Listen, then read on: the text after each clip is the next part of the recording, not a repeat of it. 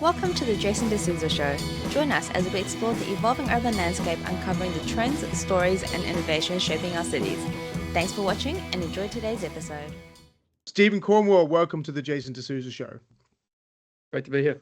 So we were just talking about how we met in dinner in Sydney, in your dinner series called Off the Record, and you were explaining about it. And I'd love you to tell that story again, because I think it was a really cool way of describing what you do and what Era does. And I'm keen to also understand how you fell into doing what you're doing, or you probably designed. Sure. But it's great to have you. You're dialing in from New York, so I appreciate you've had a long day.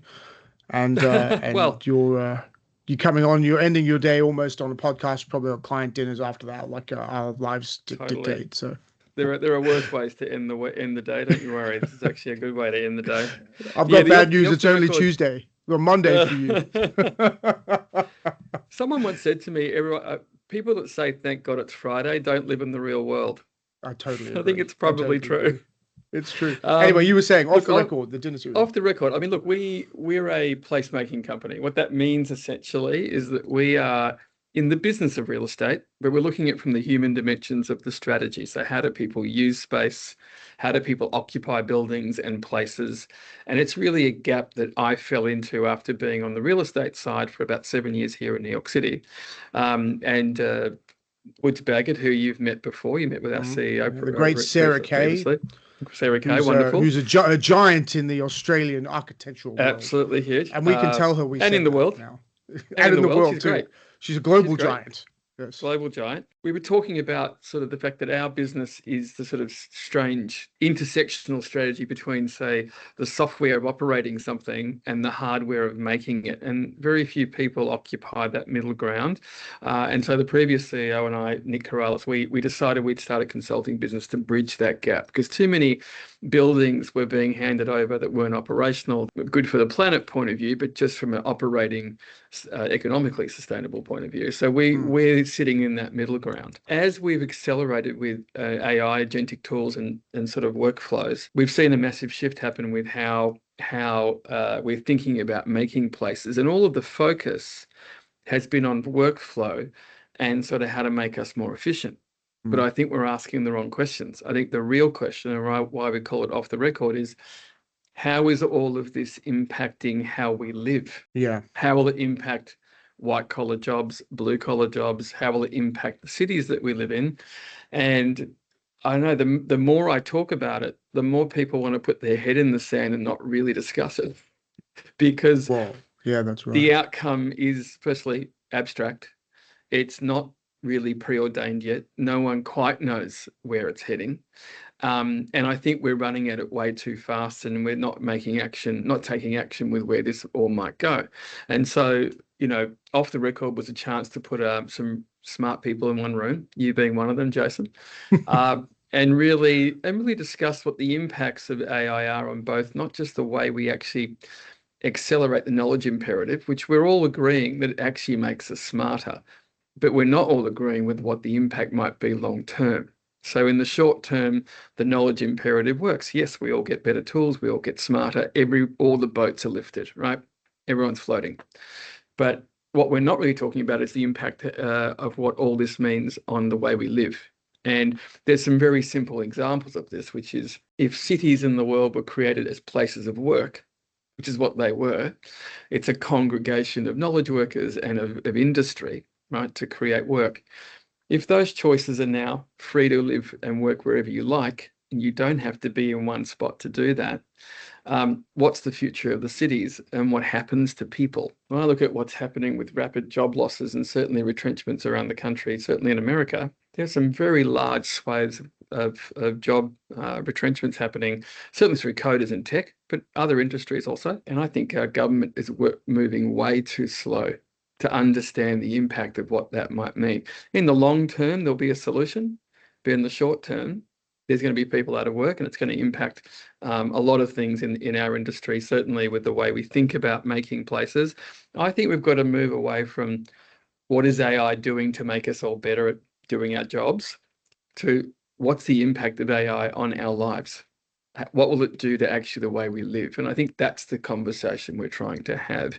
I don't know if you saw this, but I think I was looking up some research last week on the total impact of this. And I came across Joe Tsai, who's the chairman of Alibaba, talking about the impact AI and agentic AI would have on the world, talking fundamentally about, I think it's $110 trillion is the sort of labor, is the scale of the world economy. And out of that 110, I think 60%, roughly 60% or 2/3 of that labor was knowledge workers, which is a huge swathe of which will of get the disrupted by AI. Right. Yeah. And so what bothered me about the way he ended it, though, he didn't talk about what the solution was. He said at the end of it was, so there are huge implications, and it's still sort of ill-defined as whether that's going to be positive or whether that's going to actually be disruptive. Both are true, probably.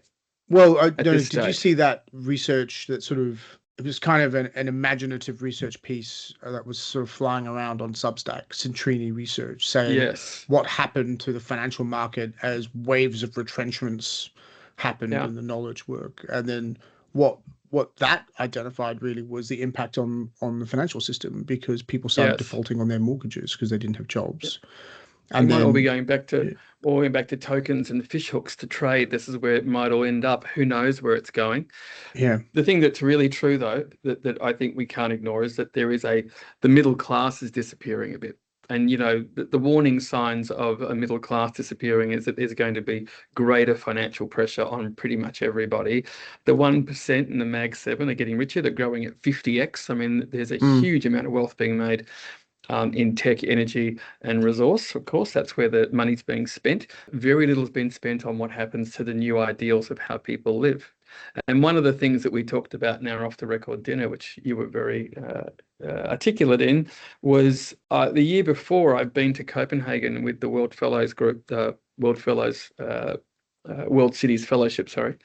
The Copenhagen trip was to sort of talk about what the future of that city is, which had just won most livable city. And they were talking about the very real concerns. They have similar challenges to everyone else: high immigration, high affordability challenges, construction affordability challenges, and of course they have a G+6 height limit across the city, which means they have to infrastructure sprawl out. Now, when the whole I didn't know that they had that. When the whole city, why do they have that? Because they have a cultural heritage. They have a cultural heritage that they're trying to hang on to, and it's beautiful the way it's set up. I had a podcast with the city architect talking about this, saying that we've got this challenge with the city, which is how do you retain its charm, its culture, its cyclability, which is really part of its culture, and continue to grow. And you have to get dense, and you probably have to go up at some point, right? And so this is where most cities are challenged. Vertical growth is difficult for those historic cities in particular. I'm from Hong Kong, right? We don't really respect our heritage very much in Hong Kong. We just build everything everywhere all the time. Which is why it's what makes our city great, right? That's right. But it has made heritage. It's funny, the youth of Hong Kong, I was there just a few months ago, have really embraced Hong Kong Chinese heritage, mostly because I think they're trying to find identity in an increasingly mainland world where mainland Chinese influence is sort of everywhere in the world, and they're sort of influencing Hong Kong, and they want to remain Hong Kongers. And so what they're grabbing onto is pieces of heritage in what you would describe as regional Hong Kong or rural Hong Kong, if you can have that. So they're embracing, hiking, they're embracing fishing villages, they're embracing all that stuff, right? Hobbies, food. There's you see on Instagram all these young Hong Kongers going to sort of, cha cha teng, Hong Kong cafe type things, right? So that cultural heritage thing is very, very interesting. And I look at it in terms of Australia. We still consider ourselves a young country in many ways, right? Well, you definitely are. But we're also searching for what heritage means to us, right? And it isn't, maintaining the 1970s office block as some people want to do, or the neo-brutalist architecture, which I went to university at Macquarie in my first degree, and that was the great argument that Macquarie was this brutalist architecture, and all I saw was a bunch of concrete buildings that weren't finished properly. Well, I think I'm old enough to know that when the cities were just central business districts and no one lived in them. I grew up in Melbourne in the sort of 70s and 80s when a trip to the city was a trip to no man's land, whereas fundamentally nothing to do in it. No one lived there. There was hardly anything in it apart from work. It's interesting, the comparisons to, say, Asia and the Western world. I think they are, of course, culturally very different, but there is a huge swathe of Gen Z behavior, regardless of where you are in the world, that is searching for more nostalgic gravity, which is sort of stepping away from tech. And we're calling it sort of tech-enabled humanity, where they're not turning it off because they've grown up with it, but they're trying to balance it, and they're looking for things like hobbies. There's a reason why clay making and throwing clay and social sports and the idea of that community activity is so is a huge groundswell right now with that audience. Run clubs have become a huge thing here. Right? It's also where they're finding each other. They're finding each other. They're dating, and the nightclubs are were the place we all went to. But I did read a ridiculous article about a South Asian run club, because South Asians need to meet other South Asians so they can manage. So there's a South Asian run club. they're probably Which I'm like, really? Are we going to that level? But it's an interesting quandary. This idea of what, I mean, the one thing we talked about at the dinner was this idea of what makes a good life, because I think that one of the great challenges that we see as consultants, we look at the human dimensions of everything. And I know in Australia, home ownership seems to be the great political button, right? When you look at anyone, whether it's even Pauline Hanson on One Nation, or whether it's the Liberal Party or even Labor, the concept of affordability and home ownership is a huge button. But the reality is, we probably need to stop pushing that ideal down on our young folk, because that ideal in Europe and that ideal even in Asia, where there's multi-generational housing or home ownership, isn't the ideal that sets up your identity, right? You can invest, you can rent. In Europe, you can rent your whole life and stabilize. And in New York City, you can be in a stabilized. I know people that have been in stabilized rental here for 30 years and are very happy in New York City in a stabilized rent apartment. So what we call build to rent is a relatively new phenomenon in Australia, right? So we have about... I think we have, don't quote me, but it's something like 3,000 operational build-to-rent units, right? Yeah. And we're following the UK, which sort of 10 years ago or so had the private rental scheme, PRS is what they called it. Yeah. And they went down the path. But of course, this has been going on in the United States and Europe for a very, very long time. I mean, the whole Friends concept, if you remember back to the great days of Friends, they all lived in rented apartments. They had a super, I'm going to call it super. And no one outside of America knew who the super was. Knew what that was. And their laundry was down the basement. And that's just the way New Yorkers have lived for a long time. For eons. I know that the point there is an important one around, I think the idea of home ownership in the West, it's the same in the UK. It's the same in Canada. There is a belief that if you own your home, that is a investment in security. In Australia, and certainly in Australia, it is a wealth creation tool. If you invest in your home, you are more likely to be successful in terms of generating your own wealth. You're able to borrow against your house to do other things. You can do so. It's a stock of wealth. And I think one of the arguments here is, it's interesting the way you frame this around housing, as we need to broaden our thinking. You can invest, you can do other things. I think one of the arguments would be in Western societies where we have very, very large welfare systems now, and more need to spend money on things. Government searches for anything it can to raise funds. And the only area in Australia that's protected is the family home. Everything else is under attack from tax, right? So as a consequence of that, people drive into home ownership, because where else do you go without being attacked by tax? And you've got to remember, people often say that the tax system in the United States is quite expensive. They'll say, well, they've got a 50% marginal tax rate. Well, yeah, we've got a 47 plus marginal tax rate. The difference is the American system cuts in at $600,000 USD. The Australian system cuts in at 180,000 USD. Right. AUD. Fundamental difference. And that is what in economies drives investment. Like, how do I sort of maximize my wealth Well, opportunities? What's the rational well, way here in of the doing States, it?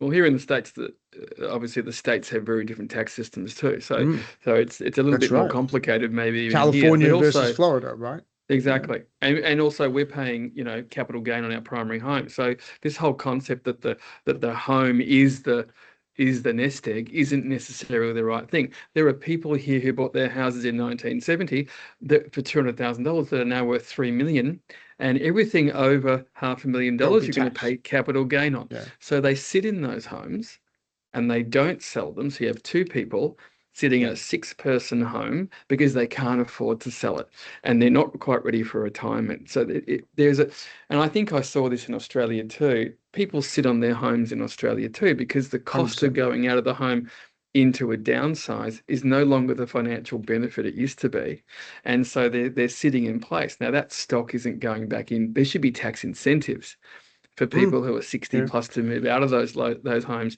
and go and get apartments. There should be incentives to do that, to help with that generational turn. But going back to your point around it being, yes, it was a good investment when salaries and wages against, say, I guess, a deposit, and then of course a Yeah, mortgage made 100%. made sense. That of course that was fine. But now the cost of entry for a home for a young person, they can't afford to even get the deposit together given the price of homes and income. I think And we're so the running 10 increment, times, 10 times yeah, salary, 10 times average, yeah, I think, in yeah. And it's Australia. the same here. And it's pretty Yeah. much the same here, maybe a bit more in New York City. But what's happened is young people have turned their head to the stock market because it's incremental. It's Mm. incremental, and you can put in what you can afford when you can afford it, and you can accumulate wealth in the S&P and in other incremental investments over 30 years, probably at a higher rate of return, frankly, per year. And finally, young people are seeing that as a definite benefit, and that renting is fine. Let's incrementally, as we can afford it, put our money in the stock. Now, what does that mean for real estate? Well, it means that all the real estate's being bought up by and all the multifamily being bought up by institutions. By They're institutions, going exactly. around Yeah. and buying all the stock. They're going to be able to put the rents where they want them. The government haven't got any regulation for that yet.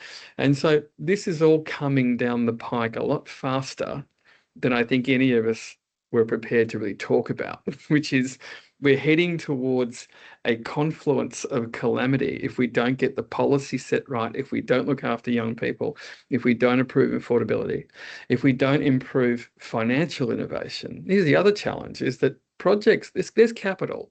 There's Oh, definitely yeah. capital in Yeah, yeah. America. In America, it's flowing relatively smoothly. We can't And there's get a lot much of American confidence. interest in Australia, for example, because they've got too many good deals No, in America. too many good deals here, Right. and there's plenty of Yeah. investment. We still, obviously, US still invests in the Middle East and other parts of Russia and other parts of Yes, Europe. There's absolutely. plenty of people investing in We Europe. find, we have a US based senior advisor at our day, our firm, Yeah, and he's an Aussie guy who I'll make sure you meet. Actually, you'll enjoy his oh, that'd be company. great. Mm. He's quite the larrikin, but he Oh, good. will he sort of says, I go, I play polo and I go sailing with all these fun guys, and they know where Paris is and they Yes. know where London is. But Yeah. when you talk about Australia, they start thinking about kangaroos and and sort of like, Mike, really, we're He's not, come on, he's not wrong about that. we're a long I way mean, away from anywhere, and they just don't think. And it makes sense. I mean, it takes almost a day to get from Sydney to New there are York. so many great things about America, and I know that you're getting a lot of propaganda right now because of our administration and certainly because of what's happening in the world. And I know even having family back home ask me every day, how is it living in the States? Well, I can tell you, it's as good as it was 10 years ago. It's more Exactly. expensive. Yeah. But the rate of innovation in this country to actually change the world and push it forward is absolutely phenomenal. There is an absolute culture here to change the world, make it better, improve it. Are we falling behind on social infrastructure and housing? Yes. Do we have affordability problems? We absolutely do. Are we challenged by maybe some political unrest in this country? For sure, we are. But on the whole, Americans are positive innovators, and they're very, very good at what they do. I mean, there's a reason people migrate here because a lot of Oh, the energy 100%. and Yeah. innovation happens in this country, I mean, if you look at what this country has done for the world in terms of technology, most of it's come from here. Most of it. And Yeah, and I a agree. lot of great innovations coming out of Europe too. And so we are obviously connected to Europe for that reason. But I think that to say that we're never attached to an administration, we're attached to a constitution. The Constitution is an incredible document. I became an American citizen recently, and I did that because the Constitution said something to me about freedom and prosperity and rule of law. All those things are very meaningful. And most people in Australia, when I talk to them, only get the propaganda about our administration and the president, which that you can have an opinion about that. Of course, everyone's entitled to opinion about his behaviour and about the administration, but you can't look at hundreds of years of incredible innovation and prosperity of a country and single its reputation down to 2 years. It is going to move forward. It is going to change again. And all of that will move forward, I think, in a really interesting way.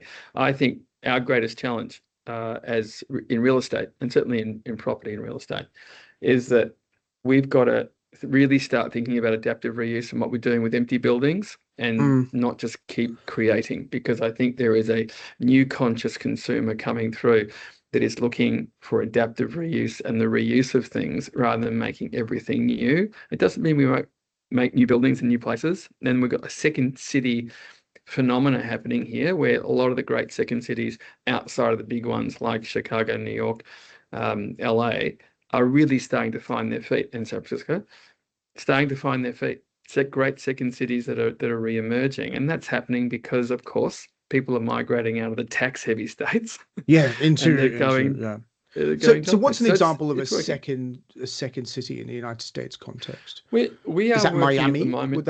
Would Miami be one? Yes, and Fort Austin would be Lauderdale. another. Fort Lauderdale, which is Lauderdale, north of that.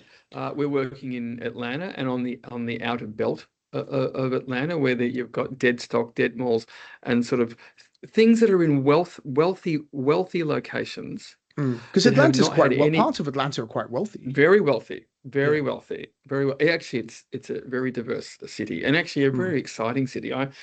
I'm surprised more people don't go there and get excited about it. I think there's some amazing innovation happening in Atlanta. But what I'm seeing, which is really exciting, is that there is a push, and it's got to do with what AI and maybe COVID, what AI has done for the world means you don't have to work in the city 5 days a week. There is flexibility now where you can work 3 days in the city and you can work from home. And I'm seeing that across every city in the world, but fundamentally in America, organizations that demanded return to work full time have released that again. And they're doing that because they want to retain talent. That talent has choices about where they work, where they invest their money, where they put their time.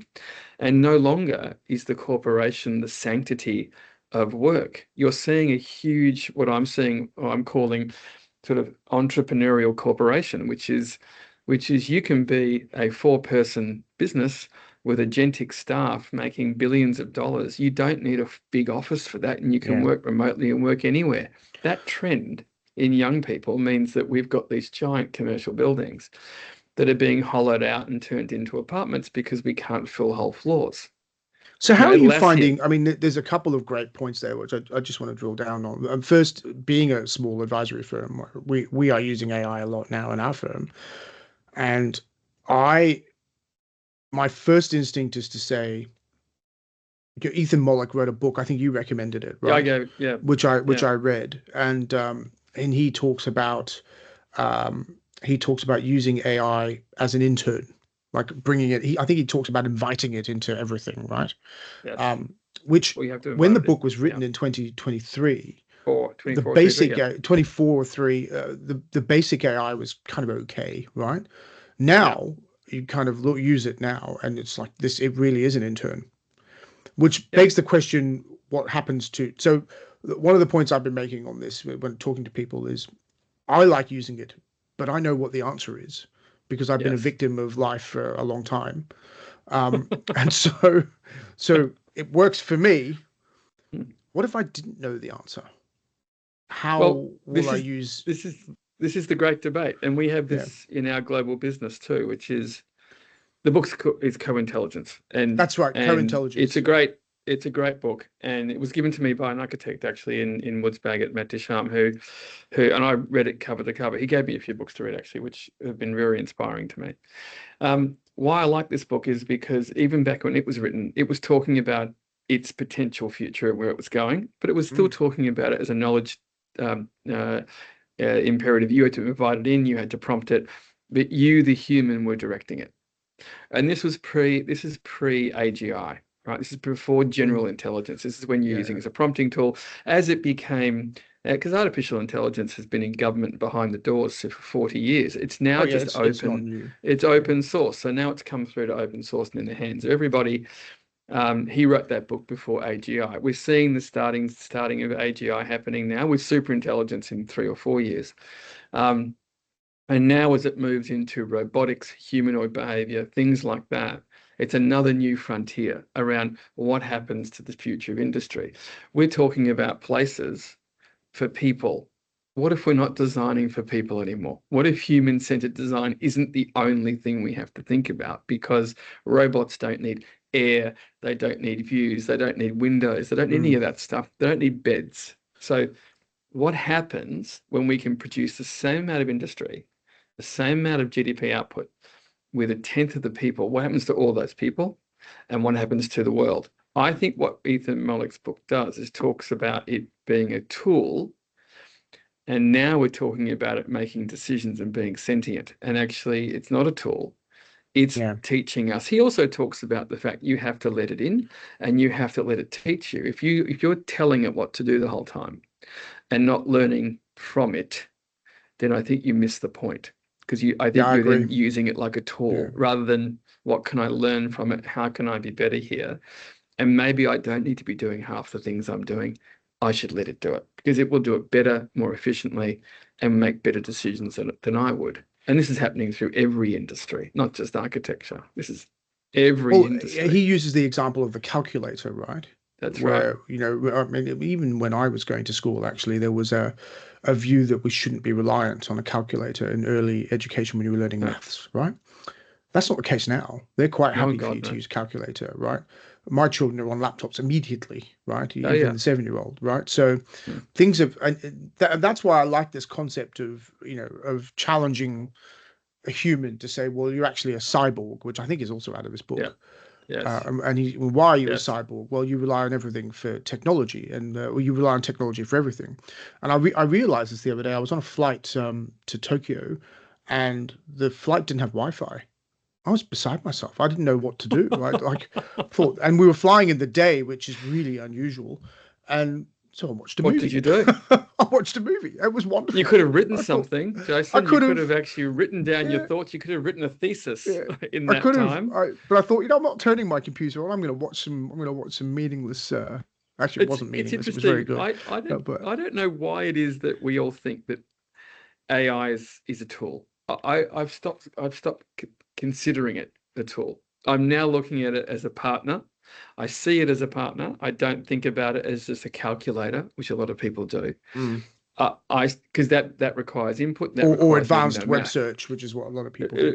Yes, or that requires me to know math, right? So now I can Claude code, and I can actually vibe code, and I don't need to know coding, but I can actually create my own everything, right? So if you see it as a partner, you're seeing it differently. The big question in architecture and design and placemaking, and certainly development, is could it ever do the ideas? Although this is a great debate in our industry, and I'm hosting a debate at World City in Singapore about the future of cities. Robotics, will it make the cities bloom as places of life and innovation, or will it make them redundant? What happens when 50% of our workforce becomes robotic? I'm not just talking about humanoids, but everything. Car parking is robotic. Cars are robotic. Everything's robotic. You don't need car parking structures. What happens to cities when this all changes? And I don't think we have the answers. What we have is thesis around, we know what's coming. We know where it's heading, but we're not prepared to, no one is prepared to put a line in the sand and say, this is the likely outcome.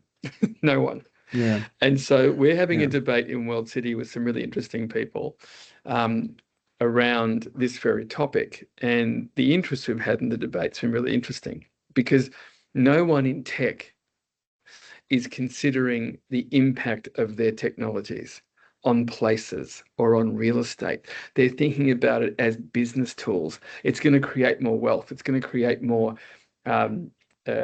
technologies, more products, more things. Yes, but we all have to live somewhere. Yeah. we all have to be somewhere. And if we're not being able to afford the places we're making, then all of that wealth is only for the 1%. What happens to everybody else?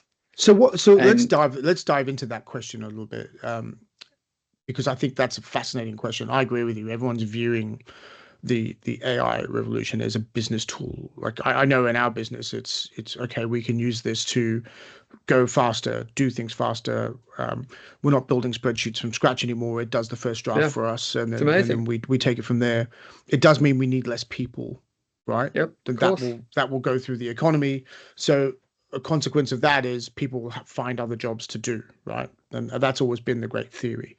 But just focusing on place for a second, you know, and back to our commercial office situation. So I would say, at least in Australia, the subletting phenomenon has pretty much exhausted itself. We haven't had a new office building in Sydney, for example, for a long period of time. There's only one that I can think of that's sort of under construction, and that was a while ago. We're making a few. 55 Pitt and 55 Pitt is the one I was thinking of. Yeah, which is Mirvac with Mitsui, right?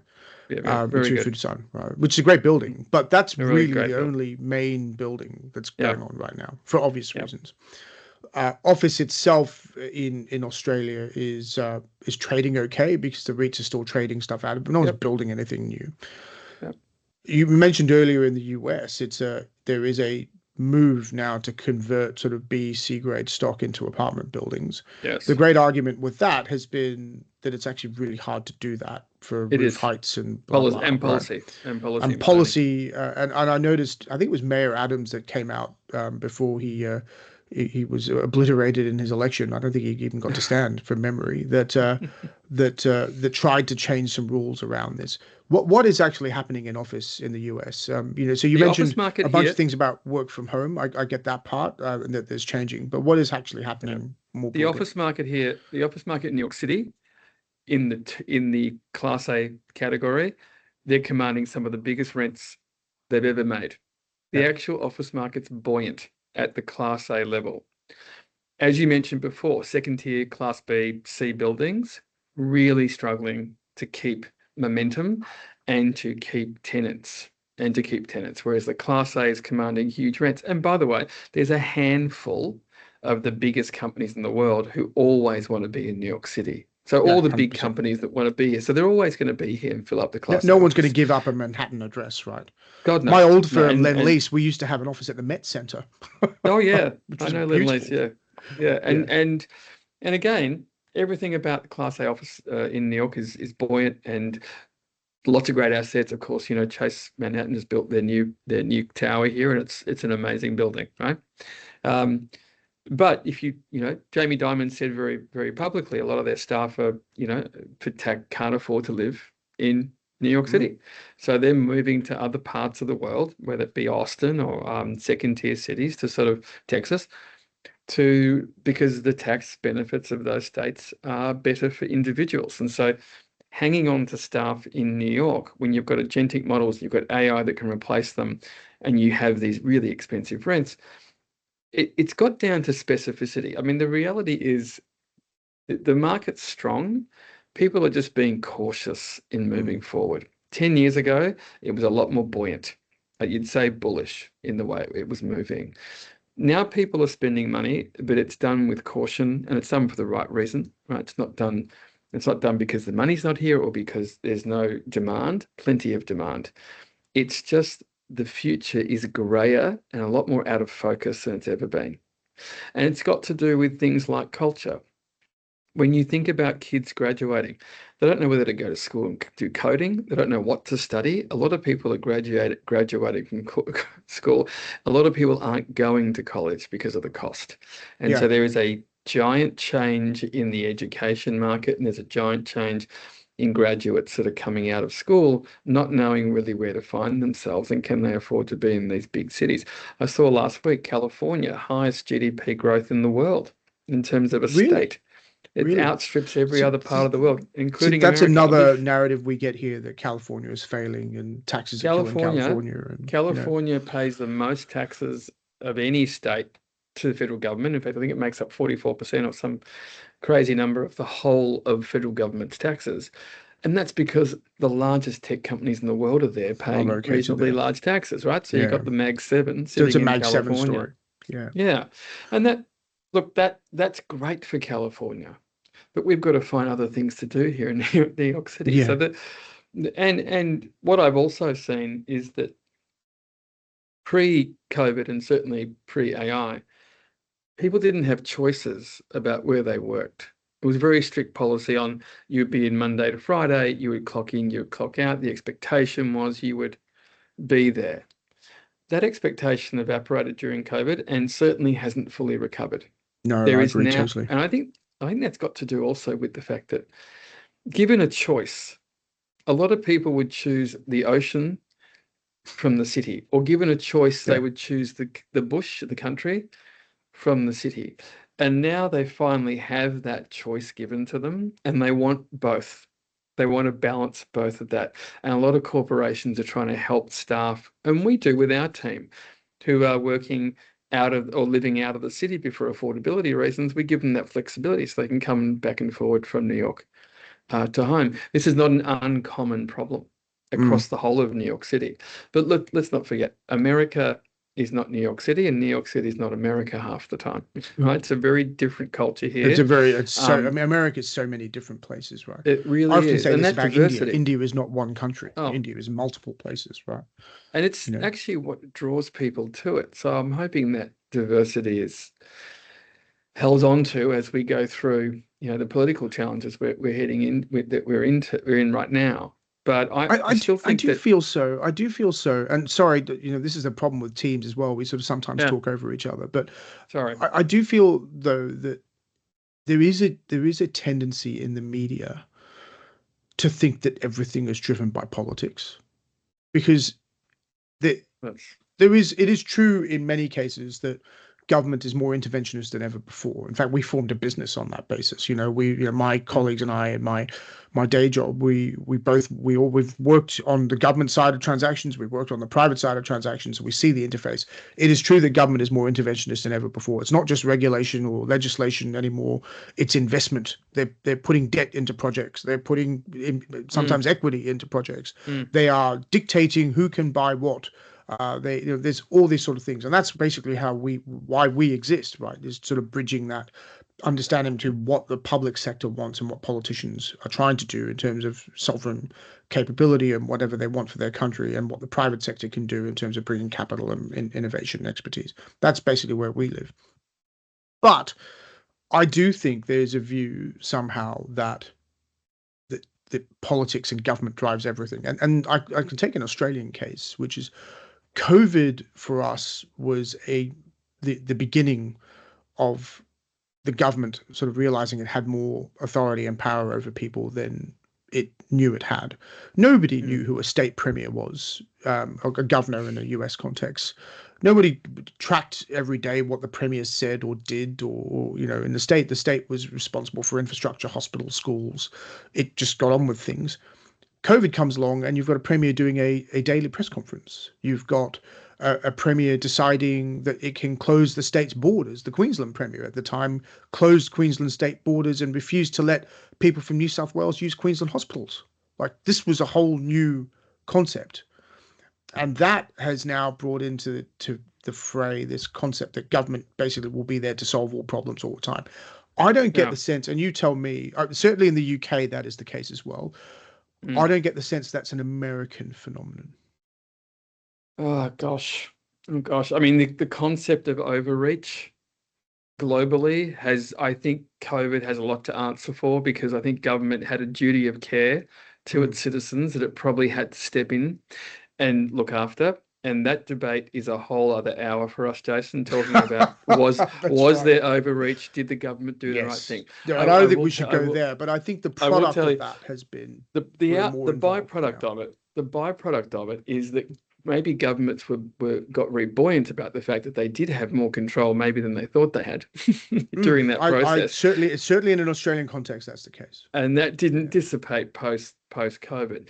It is settling down here. Obviously, we have a very different style of leadership at the moment federally, that maybe no one was quite prepared for. Certainly 40% of the country voted for that style of leadership, right? And it had a lot to do with, I think, the way it's spoken about is a lot of young men, a lot of disenfranchised young people also voted for him for the very reason that we didn't come out of the back of COVID in very good shape. In fact, culturally, we were a little barren of vision and where we were heading, right? So I understand the mechanics.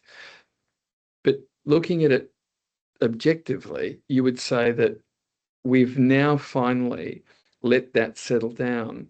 And there is another new global phenomena called AI stepping in that has the same level of excitement and the same level of uncertainty as maybe COVID, which is, and I think governments have a duty of care here as well, which I don't think they're quite prepared for.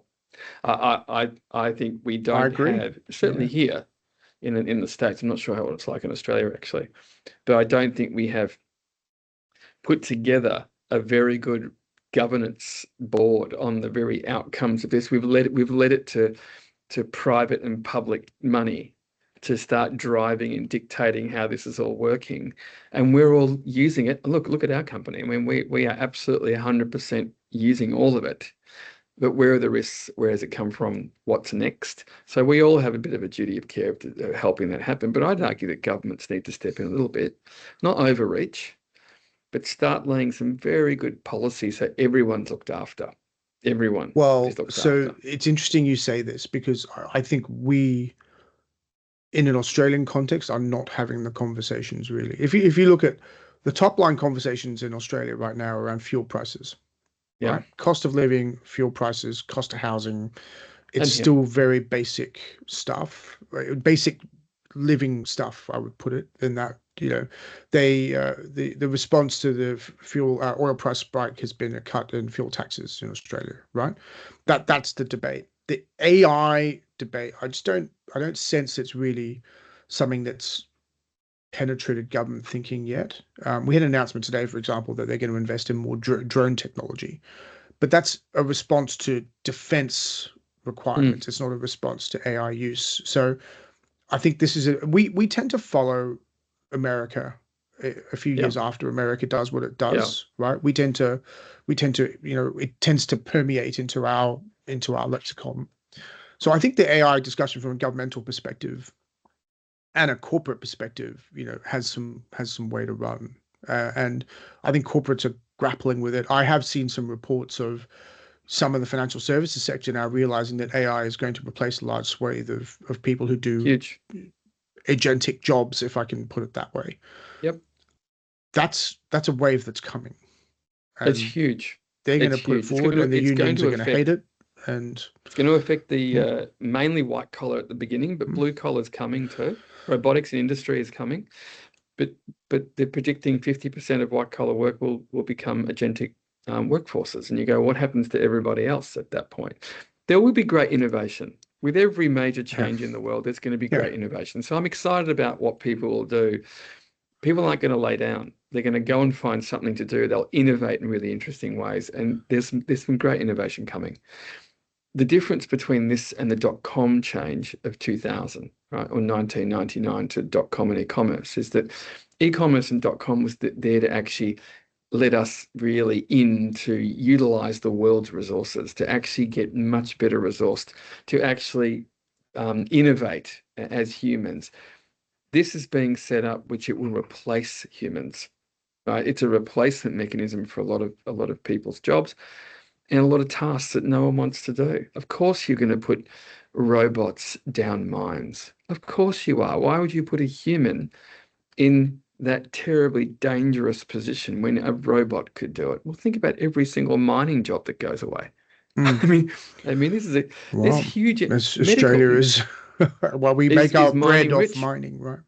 Mining rich, and so that's going to, of course, change. Think about the medical industry. Of course, you're going to want your heart surgery done by something that's 99.9999% accurate and isn't fallible to any human mistake. Of course you are down the track. That's exactly what you're going to want as a human. So we're at the precipice of all this change.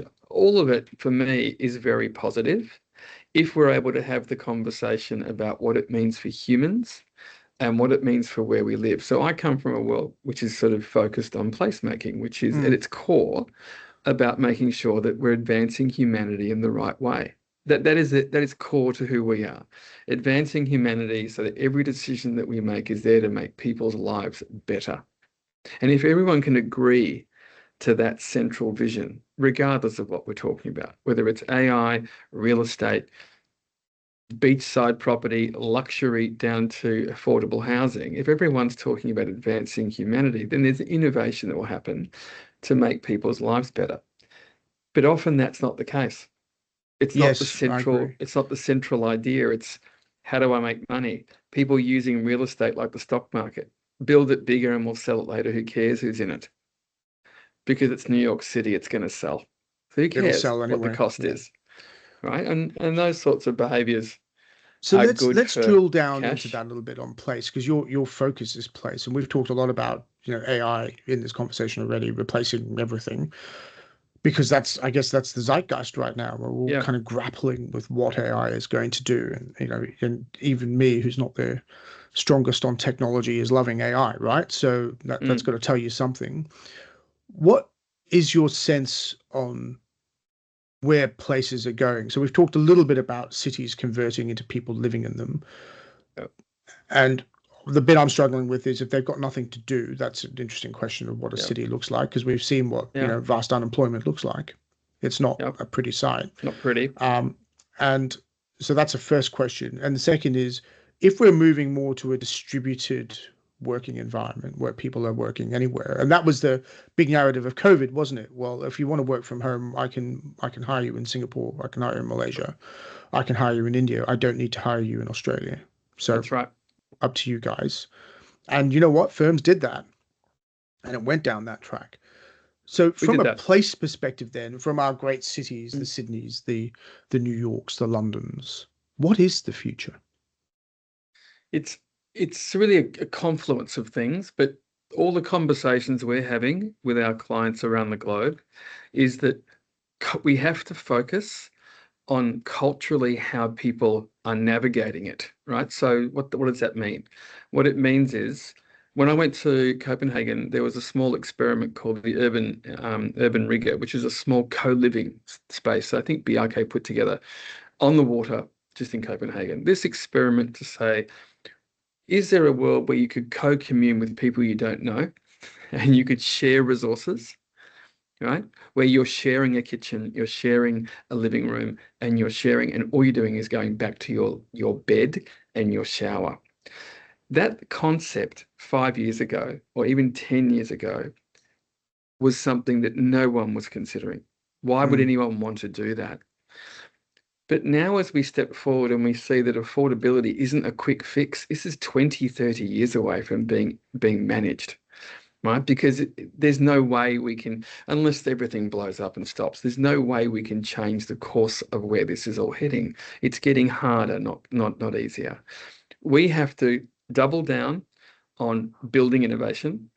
We have to make sure that we're actually building things smarter and more affordable, cheaper, so we can pass those savings on to people in their living, how they live. If we're not doing that, and you mentioned in your sort of discussion guide to me, what's the impact of tariffs? Well, tariffs is driving up every building cost, certainly in America.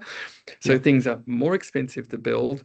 The developer, God bless them, they're the ones whose margins are absolutely eroding in the middle of it because the capital markets want their return. They won't lend their money unless they get a certain percentage return. correct. Yeah.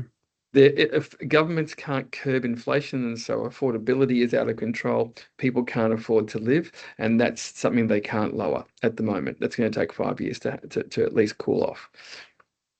So in the middle, the developer with the vision who are making everything for people to live are wedged between those two big problems. You've got finance who's not prepared to lend the money at a different rate. They want to keep their rates because they've usually got public trade behind them.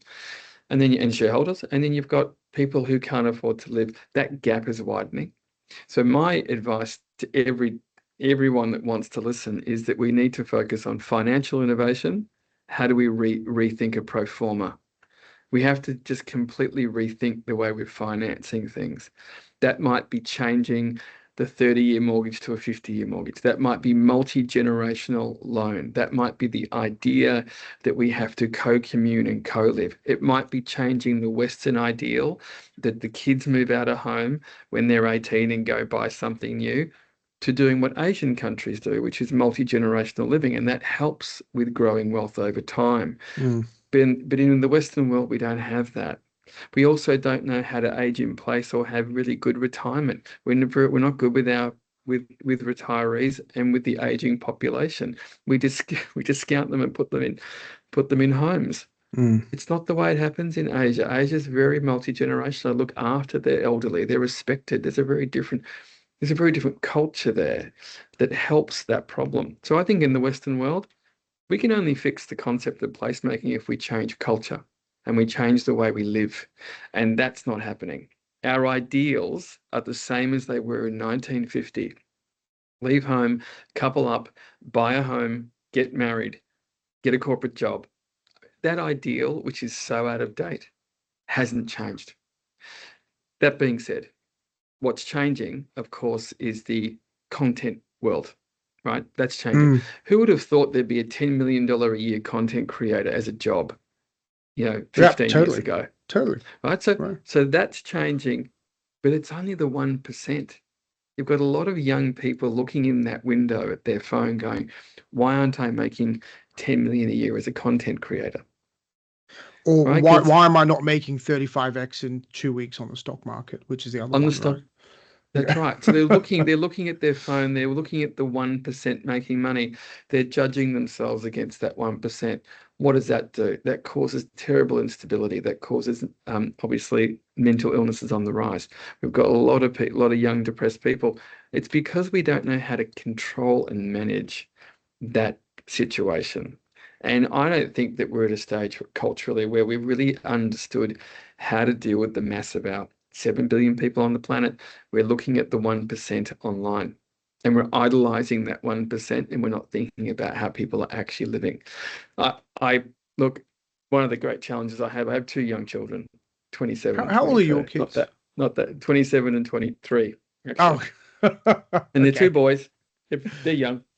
Yeah. 2 boys out in the world making their way. And what's really interesting about watching them, they're going through this right now, I guess, right? They are. Mine are 12, 10, and 7. So we're just trying to learn what this all means. So they're about to, I had challenges with one of my youngest,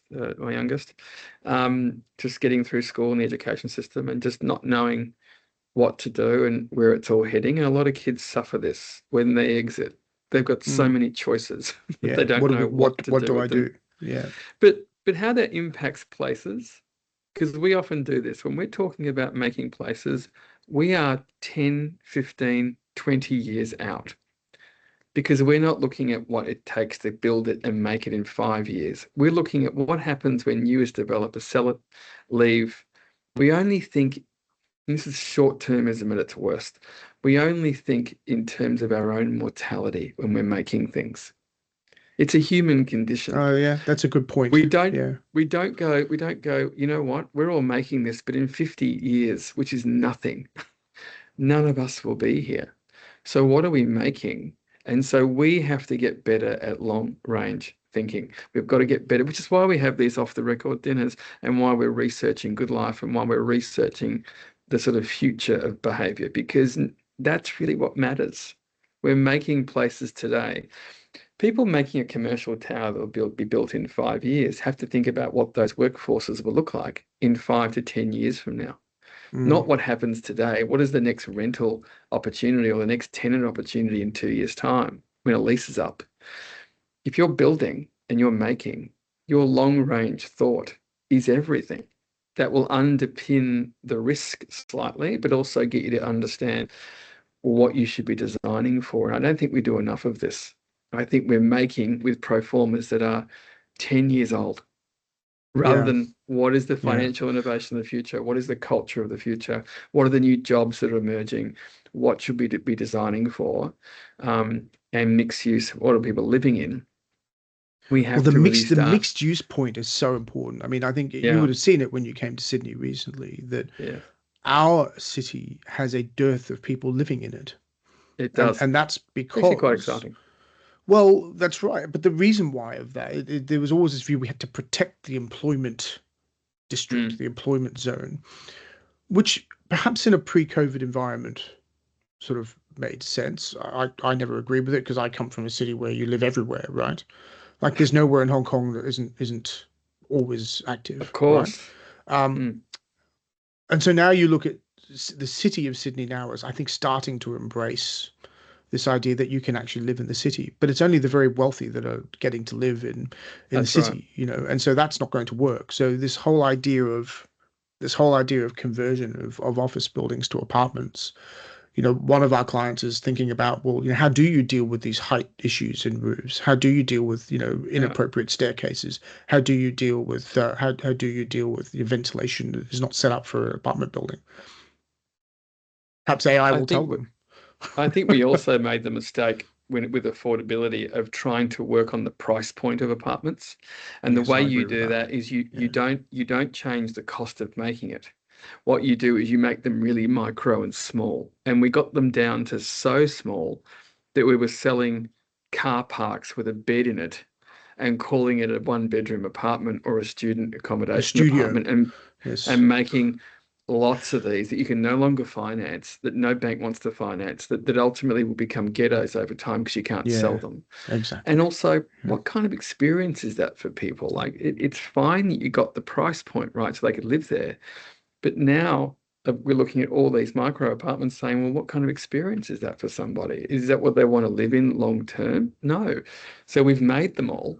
But really, that's why I think co-living is interesting, where you get a bigger kitchen, a bigger living space. You have to co-commune with people, but you're getting more space, more usable space, and a better lifestyle for yourself.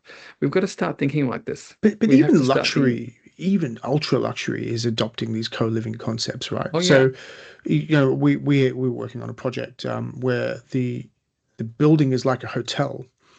And you can rent the dining facility equipped with chef and all this stuff. And instead of anyone entering your apartment, you can have drinks in your apartment overlooking the harbour, and go down to you know, Chef Sven, who's flown in from Sweden, and he's going to produce this beautiful meal for you. And somebody comes and cleans it all up, and you know, you don't have to work. That's actually equivalent to a hotel.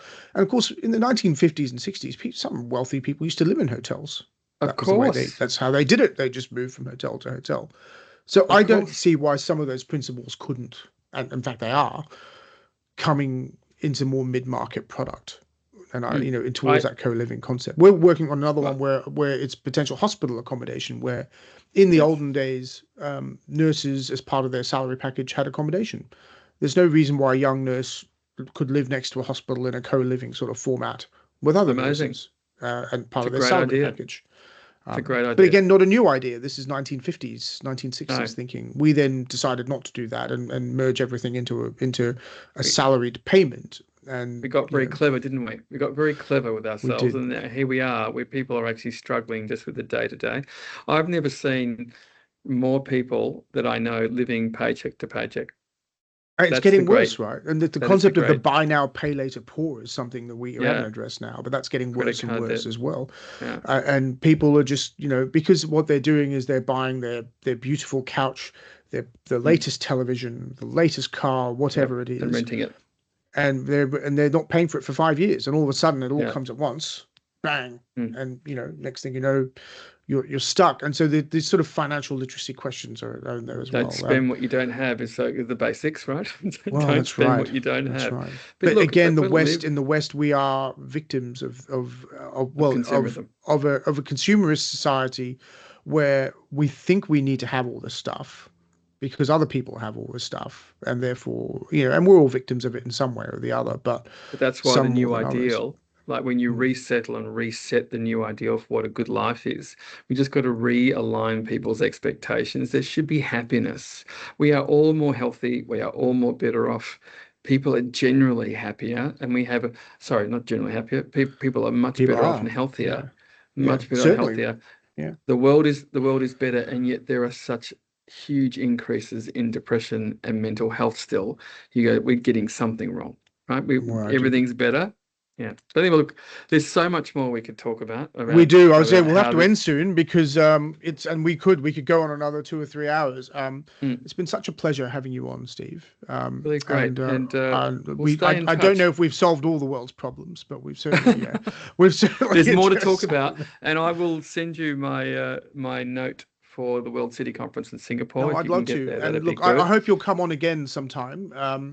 We'd love to have you back, and we'll keep talking. But for the moment, Stephen Cornwell, thank you so much for being part of the Jason D'Souza Show. Pleasure. See you soon.